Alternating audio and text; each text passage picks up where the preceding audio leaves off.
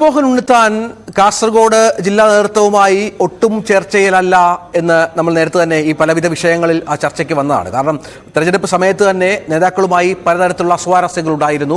ഏറ്റവും ഒടുവിൽ ചില തുറന്നു പറച്ചിലുകളുമായി ഉണ്ണിത്താൻ രംഗത്ത് വരികയാണ്. ഡാൻ കുരുണാണ് സംസാരിച്ചത്. ഉണ്ണിത്താൻ സതീശൻ സുധാകരൻ ചേരിപ്പോരിൽ പ്രതികരണവുമായി രാജ്മോഹൻ ഉണ്ണിത്താൻ രംഗത്ത് വരുന്നു. പ്രതിപക്ഷ നേതാവിനും KPCC അധ്യക്ഷനും രണ്ടു വഴിക്ക് പോകാനാവില്ലെന്ന് രാജ്മോഹൻ ഉണ്ണിത്താൻ തുറന്നടിക്കുന്നു. തെരഞ്ഞെടുപ്പിൽ ഉണ്ടായത് കൂട്ടായ നേതൃത്വത്തിന്റെ വിജയമാണ്. ക്രെഡിറ്റ് തനിയെ ആർക്കും അവകാശപ്പെടാനാവില്ലെന്നും ഉണ്ണിത്താൻ തുറന്നു പറഞ്ഞു. കോൺഗ്രസിൽ സംസ്ഥാനത്ത് രണ്ട് ശാക്തിക ചേരികൾ, VD സതീശൻ, K സുധാകരൻ, രാജ്മോഹൻ ഉണ്ണിത്താൻ ഇതിൽ ആർക്കൊപ്പം? നിങ്ങൾ ഈ പറയുന്ന അടിസ്ഥാനരഹിതമായ ഒരു ഉട്ടോപ്യൻ ക്വസ്റ്റ്യനാണ്, സാങ്കല്പികമായ ഒരു ചോദ്യമാണ്. കേരളത്തിൽ K സുധാകരനും VD സതീശനും രണ്ടായി പോകാനാവില്ല, ഒരിക്കലും സമ്മതിക്കത്തില്ല. കോൺഗ്രസ് ഹൈക്കമാൻഡ് ഉള്ളിടത്തോളം കാലം രണ്ട് വഴിക്ക് അവർ പോകാൻ അനുവദിക്കുന്ന പ്രശ്നം ഉദിക്കുന്നില്ല. രണ്ടുപേരും ഒരേ വഴിക്കേ പോകാൻ പറ്റൂ, ഒരേ വഴിക്കേ സഞ്ചരിക്കൂ. കാരണം ഇത് അവരെ രണ്ടുപേരെ ബാധിക്കുന്ന പ്രശ്നമല്ല. കേരളത്തിൽ കഴിഞ്ഞ 8 വർഷക്കാലമായി കേരളത്തിലെ കോൺഗ്രസ് പ്രവർത്തകർ, കോൺഗ്രസിനെ വിശ്വസിക്കുന്നവർ, UDF പ്രവർത്തകർ അവരനുഭവിക്കുന്ന കഷ്ടപ്പാടുകളും ബുദ്ധിമുട്ടുകളും യാതനകളും വേദനകളും അതിന് അറുതി വരുത്താൻ ഇന്ന് പാർട്ടി ചുമതലപ്പെടുത്തിയിരിക്കുന്ന രണ്ടുപേരാണ് K സുധാകരനും VD സതീശനും. അവർക്ക് രണ്ടുപേർക്കും രണ്ട് രീതിയിൽ രണ്ട് ദിശയിലേക്ക് സഞ്ചരിക്കാനാവില്ല, പാർട്ടി അനുവദിക്കില്ല.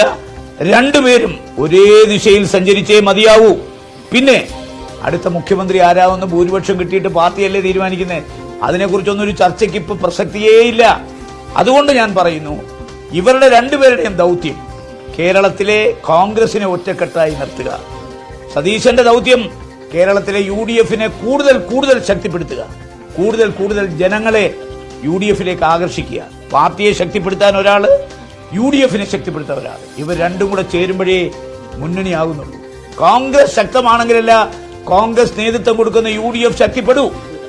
കോൺഗ്രസ് ശക്തിപ്പെട്ടിട്ടല്ല ഈ മുന്നണിയിൽ നിൽക്കുന്ന മറ്റു ഘടകകക്ഷികൾ കോൺഗ്രസിനെ ബഹുമാനിക്കൂ.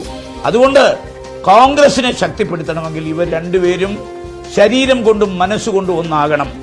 രണ്ടായി ചിന്തിക്കാനോ പ്രവർത്തിക്കാനോ ഹൈക്കമാൻഡ് അനുവദിക്കത്തില്ല. അതൊക്കെ വളരെ ക്ലിയറായ മെസ്സേജ് രണ്ടുപേർക്കുണ്ട്, മനസ്സിലായോ? പിന്നെ പാർട്ടി പ്രസിഡന്റ് നിലയിൽ സുധാകരൻ അദ്ദേഹത്തിന്റെ ജോലി ചെയ്യുന്നു. അതേസമയം പ്രതിപക്ഷ നേതാവ് നിലയിൽ അദ്ദേഹത്തിന്റെ പെർഫോമൻസിൽ ആർക്കും ഒരു പരാതിയില്ല. അപ്പം രണ്ടുപേരും ഒന്നിനൊന്ന് മികച്ചവരാണ്. പിന്നെന്തിനാ രണ്ടുപേരും രണ്ട് ദിശയിലേക്ക് പോകുന്നത്? ഒരേ ദിശയിൽ.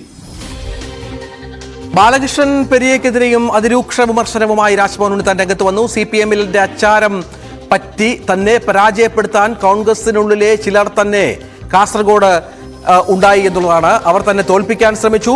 കൊലച്ചോർ ഉണ്ടവരോട് സൗഹൃദം പോലും പാടില്ല എന്ന നിലപാടാണ് പാർട്ടിക്കുള്ളതെന്നും ഉണ്ണിത്താൻ ന്യൂസ് 18നോട് പറഞ്ഞു. ബാലകൃഷ്ണൻ പെരിയും രാജ്മോഹൻ ഉണ്ണിത്താനും തമ്മിൽ വ്യക്തിപരമായ എന്തെങ്കിലും തർക്കങ്ങളാണോ അതോ രാഷ്ട്രീയമായി ഉണ്ടായ അഭിപ്രായ വ്യത്യാസമാണോ? ഇവിടെ രക്തസാക്ഷികളോടൊപ്പമാണെന്ന് പറയുകയും കൊലയാളികളെ സംരക്ഷിക്കാൻ ശ്രമിക്കുകയും ചെയ്യുന്ന ഒരു പാർട്ടിയും ആ പാർട്ടിയുടെ ഗവൺമെന്റുമാണ് ഒരു ഭാഗത്ത്. മറുഭാഗത്ത് ഞങ്ങളുടെ പാർട്ടി കൊലയാളികളുമായി സൗഹൃദം സ്ഥാപിക്കുന്നവരെ പോലും വെച്ചു പൊറുപ്പിക്കില്ല എന്ന് പറയുന്ന സമീപനമാണ് എന്റെ പാർട്ടി. മനസ്സിലായോ? കല്യോട്ട രക്തസാക്ഷികൾ, ആ രക്തസാക്ഷികൾ KPCCക്ക് കൊടുത്ത പരാതി, ആ പരാതിയെക്കുറിച്ച് KPCC അന്വേഷണ കമ്മീഷൻ വെച്ചു. അന്വേഷണ കമ്മീഷൻ കണ്ടെത്തിയതിന്റെ അനന്തര ഫലമായി KPCC നടപടി സ്വീകരിച്ചു. എന്താ നടപടി? രക്തസാക്ഷികളുടെ കുടുംബത്തോടൊപ്പമാണ് ഞങ്ങളുടെ പാർട്ടി. കോൺഗ്രസ് പാർട്ടി രക്തസാക്ഷികളോടൊപ്പമാണ്, അവരുടെ കുടുംബത്തോടൊപ്പമാണ്. കൊലയാളികളുമായി സൗഹൃദം പങ്കുവയ്ക്കുന്ന ആരായാലും, അവർ എത്ര ഉന്നതരായാലും, അവർക്ക് പാർട്ടിയിൽ സ്ഥാനമില്ലെന്നുള്ളൊരു മെസ്സേജാണ് കോൺഗ്രസ് പാർട്ടി കൊടുക്കുന്നത്. ആ മെസ്സേജിനോടൊപ്പമാണ് കേരളത്തിലെ കോൺഗ്രസ്, കാസർഗോട്ടെ കോൺഗ്രസ്. ഞങ്ങൾ കേരളത്തിലെ KPCC അഭിനന്ദിക്കുന്നു. കാരണം ഒരു ഭാഗത്ത് കൊലയാളികളെ രക്ഷപ്പെടുത്താനുള്ള അവസാനത്തെ ശ്രമം നടത്തുമ്പോൾ ഇവിടെ കൊലയാളികളുമായി സൗഹൃദം പങ്കുവെക്കുന്നവനെ പോലും വെച്ചു പൊറുപ്പിക്കില്ല എന്നൊരു സമീപനം ഇപ്പുറത്ത്. ഈ സമീപനം അതാണ് മുഖ്യം. ആ സമീപനത്തിൽ KPCC ഞങ്ങൾ അഭിനന്ദിക്കുകയാണ്. അതിനപ്പുറത്തോട്ട് ഈ വിഷയത്തെക്കുറിച്ച് ഒന്നും പ്രതികരിക്കാൻ ഞാനില്ല. കാസർഗോഡ് നിന്ന് കോൺഗ്രസിന്റെ ഏതെങ്കിലും നേതാക്കൾ മറ്റെന്തെങ്കിലും ലക്ഷ്യത്തോടെ പ്രവർത്തിക്കുന്നതാണെന്ന് താങ്കൾ കരുതുന്നു, അതോ വ്യക്തിപരമായ താല്പര്യങ്ങളാണോ? കഴിഞ്ഞ തവണ ഞാൻ മത്സരിക്കുമ്പോഴും ഞാൻ തോക്കുമെന്ന് പരസ്യമായി പറഞ്ഞ കോൺഗ്രസ് നേതാക്കന്മാരുണ്ട്. തീർച്ചയായിട്ടും ഞാൻ 40,000 വോട്ടിന് തോറ്റു, 25,000 വോട്ടിന് തോറ്റു. പറയട്ടെ, അതൊക്കെ കാസർഗോഡ് എല്ലാ കാലത്തും ഉണ്ട്. എവിടെയാ ഇല്ലാത്ത? കേരളത്തിലെ നിങ്ങൾ മനസ്സിലാക്കോ, കേരളത്തിലെ 20 പാർലമെന്റ് മണ്ഡലത്തിലെ സ്ഥാനാർത്ഥികളെ നിങ്ങൾ ഇന്റർവ്യൂ ചെയ്തോ? എല്ലാ സ്ഥലത്തും എംപിമാരെ തോൽപ്പിക്കാൻ ശ്രമം നടന്നായിട്ടുണ്ട്. അതൊക്കെ എല്ലാ കാലത്തും ഉണ്ട്. ഇപ്പൊ മാത്രമല്ല, കഴിഞ്ഞ പ്രാവശ്യം ഉണ്ടായിരുന്നല്ലോ. കഴിഞ്ഞ പ്രാവശ്യം ഞാൻ 40,000 വോട്ടിന് ജയിക്കുമെന്ന് ഞാൻ പറഞ്ഞു. അപ്പൊ എനിക്ക് തലയ്ക്ക് വട്ടാന്ന് പറഞ്ഞു. ഇത്തവണ ഞാൻ 1,00,000 ജയിക്കുമെന്ന് പറഞ്ഞു. അപ്പോഴും പറഞ്ഞു അയാൾ 25,000 നോക്കാൻ പോവാ. ഇനിയൊക്കെ പോട്ടെ, എന്റെ വോട്ടെണ്ണുന്നതിന്റെ തലേന്ന് രാത്രിയിൽ വിജയം ആഘോഷിക്കാൻ ഒരു ജീപ്പ് ഞാൻ ഡെക്കറേറ്റ് ചെയ്യുമ്പോൾ പയ്യന്നൂക്കാർ പറഞ്ഞു നാണക്കേടാണ്, നാളെ ഇത് ഒളിച്ചു വെക്കേണ്ടി വരും. അപ്പൊ ഇവർക്കൊന്നും ഈ തെരഞ്ഞെടുപ്പിനെ കുറിച്ചൊരു ചുക്കും അറിയില്ല. സ്ഥാനാർത്ഥികളെ തോൽപ്പിക്കാൻ എതിരാളികളുമായി ചങ്ങാത്തം സ്ഥാപിച്ചിട്ടുണ്ട്. അതിന് പ്രതിഫലം പറ്റിയവരുണ്ട്, അന്നും ഇന്നും ഉണ്ട്. കഴിഞ്ഞ തെരഞ്ഞെടുപ്പിലുണ്ട്, ഈ തെരഞ്ഞെടുപ്പിലുണ്ട്. മാർക്സിസ്റ്റുകാരുമായി ചങ്ങാത്തം ഉണ്ടാക്കി എന്നെ തോൽപ്പിക്കാൻ പ്രതിഫലം പറ്റിയ ആരാണെന്ന് കാസർഗോഡുകാർക്ക് എല്ലാവർക്കും അറിയാം. കോൺഗ്രസിലുണ്ട്. ഞാൻ പച്ചക്കല്ലേ പറയുന്നേ, കോൺഗ്രസിലുണ്ട്.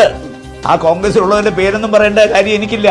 കാരണം ഞാനിപ്പോ 1,00,000 വോട്ടിന്റെ തിളക്കമായ വിജയത്തിൽ നിൽക്കുകയാണ്, മിന്നി തിളങ്ങി നിൽക്കുകയാണ്. ഇപ്പൊ നമ്മളിവിടെ സംസാരിക്കുന്ന വാർപ്പ്, ചെമ്പ്, നിങ്ങളിപ്പോ അതിന്റെ ഇടയ്ക്ക് കയറി കോളാമ്പിയും കിണ്ടിയും കുറിച്ച് ചോദിക്കരുത്. അതൊക്കെ എണ്ണത്തിൽ പെടുന്നതല്ലോ കിണ്ടിയും കോളാമ്പിയും. അതെല്ലാ കാലത്തും ഉണ്ട്. നമ്മളിപ്പോ വലിയ വലിയ കാര്യങ്ങളല്ലേ സംസാരിച്ചേ, അതിന്റെ ഇടയ്ക്ക് നിങ്ങൾ ഈ കിണ്ടിയും കോളാമ്പിയുടെ കാര്യം സംസാരിക്കുക. അതൊക്കെ എല്ലാ കാലത്തും ഉണ്ട്. ഞാൻ പറഞ്ഞല്ലോ, ഒന്നുകൂടെ ആവർത്തിക്കാം, കഴിഞ്ഞ തെരഞ്ഞെടുപ്പിലും ഈ തെരഞ്ഞെടുപ്പിലും ഞാൻ ജയിക്കാതിരിക്കാൻ മാർക്സിസ്റ്റ് പാർട്ടിയുമായി സൗഹൃദം കൂടുകയും അതിന്റെ പ്രതിഫലം പറ്റുകയും ചെയ്ത ആളുകൾ അന്നുമുണ്ട്, ഇന്നുമുണ്ട്. തെരഞ്ഞെടുപ്പ് കഴിഞ്ഞാൽ അവരൊക്കെ മാന്യന്മാരാണ്. അവർക്കും അറിയാം, എനിക്കും അറിയാം ആരാണ്. പിന്നെ അത് വിളിച്ചു പറയേണ്ട കാര്യമില്ല. കാസർകോട്ടെ കോൺഗ്രസുകാർക്ക് മൊത്തം അറിയാം. പിന്നെ പേര് ഞാൻ പറയേണ്ട കാര്യമില്ല.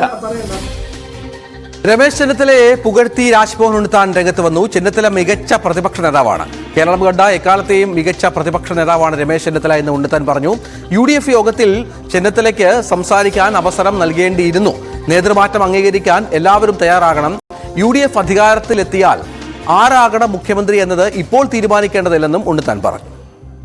താങ്കൾ ഈ കളക്റ്റീവ് ലീഡർഷിപ്പിന്റെ വിജയമാണ് കോൺഗ്രസിനുണ്ടായത് എന്ന് പറയുമ്പോഴും ഈ തെരഞ്ഞെടുപ്പിന് ശേഷം അടിയന്തരമായി 2 UDF യോഗങ്ങൾ ചേർന്നു.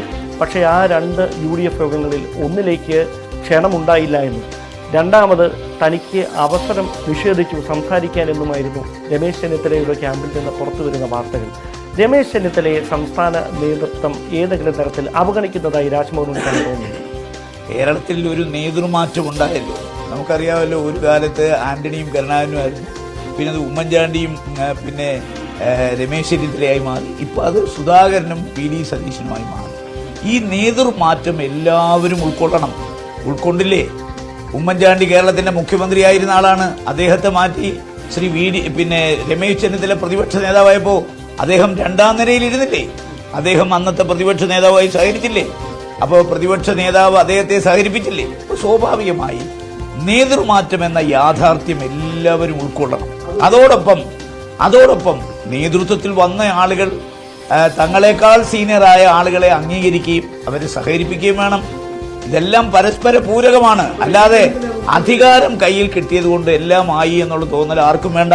ഞാൻ പറഞ്ഞത് നേതൃമാറ്റം ഉണ്ടായി. അത് ശ്രീ K കരുണാകരന്റെ ആന്റണിയുടെയും കാലം മാറി, ഉമ്മൻചാണ്ടിയുടെയും ശ്രീ രമേശിന്റെയും കാലം വന്നു, ഇപ്പോൾ ശ്രീ സുധാകരന്റെയും VD സതീശന്റെയും കാലമാണ്.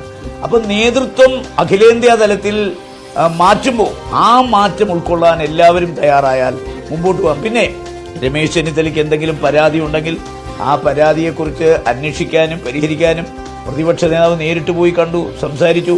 ഇപ്പൊ ഞാൻ പത്രത്തിലൂടെ വായിച്ചാണ് മഞ്ഞുരുകി. കാരണം എന്തെങ്കിലും അങ്ങനെ രമേശ് ചെന്നിത്തലയുടെ മനസ്സിൽ അസ്വസ്ഥത ഉണ്ടെങ്കിൽ ആ അസ്വസ്ഥത തുടർന്നു കൊണ്ടുപോകാൻ ഒരിക്കലും അനുവദിക്കാൻ പാടില്ല. അതുകൊണ്ടാണല്ലോ പ്രതിപക്ഷ നേതാവ് നേരിട്ട് അദ്ദേഹത്തെ പോയി കണ്ട് സംസാരിച്ച്, അദ്ദേഹത്തെ പോലൊരു നേതാവ് കൂടി ഈ പാർട്ടിയിൽ അനിവാര്യമായൊരു ഘടകമാണെന്ന് ഉത്തമ ബോധ്യം കൊണ്ട് ഉണ്ട്. ഞാൻ ഈ MPമാരുടെ യോഗത്തിൽ ഞാൻ പങ്കെടുത്ത ആളാണ്. ഈ പ്രതിപക്ഷ നേതാവ് വിളിച്ചുകൂട്ടിയ യോഗത്തിൽ ഡിന്നർ ഒഴിച്ചു ബാക്കി എല്ലാത്തിനും ഞാൻ പങ്കെടുത്തു. അതിനകത്ത് ആദ്യം ഹസൻ സ്വാഗതം പറഞ്ഞു, അത് കഴിഞ്ഞ് ഇൻട്രോഡക്ടറി റിമാർക്സ് പ്രതിപക്ഷ നേതാവ് നടത്തി, അത് കഴിഞ്ഞ് പിന്നെ KC വേണുഗോപാൽ ഉദ്ഘാടനം ചെയ്തു, അതിനു മുമ്പ് കുഞ്ഞാലിക്കുട്ടി. എല്ലാ ഘടകകക്ഷികളെയും വരുമ്പോൾ കോൺഗ്രസിനൊരു ഊഴമുണ്ടല്ലോ, അപ്പോഴത്തേക്ക് സമയം ഒരുപാട് പോവും. ആളുകൾക്കെല്ലാം മടങ്ങി പോകണം, എം പിമാർക്കെല്ലാം മടങ്ങി പോകണം.